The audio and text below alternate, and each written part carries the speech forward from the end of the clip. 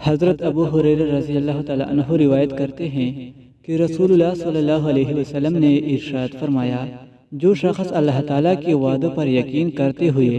اور اس کے اجر و انعام کی شوق میں کسی مسلمان کے جنازے کے ساتھ جائے اور اس وقت تک جنازے کے ساتھ رہے جب تک کہ اس کی نماز جنازہ پڑھی جائے اور اس کے دفن سے فراغت ہو، تو وہ ثواب کے 2 قرات لے کر واپس ہوگا، جن میں سے ہر قرات گویا احد پہاڑ کے برابر ہوگا۔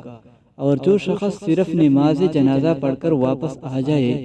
دفن ہونے تک ساتھ نہ رہے، تو وہ ثواب کا 1 قرات لے کر واپس ہوگا۔ تشریح: قرات درہم کا 12واں حصہ ہوتا ہے، چونکہ اس زمانے میں مزدوروں کو ان کے کام کی اجرت قرات کے حساب سے دی جاتی تھی، اس لیے رسول اللہ صلی اللہ علیہ وسلم نے بھی اس موقع پر قرات کا لفظ ارشاد فرمایا اور یہ بھی واضح فرما دیا کہ اس کو دنیا کا قرات نہ سمجھا جائے، بلکہ یہ ثواب آخرت کی قرات کا ہوگا، جو دنیا کی قرات کے مقابلے میں اتنا بڑا ہوگا جتنا احد پہاڑ اس کے مقابلے میں بڑا اور عظیم الشان ہے۔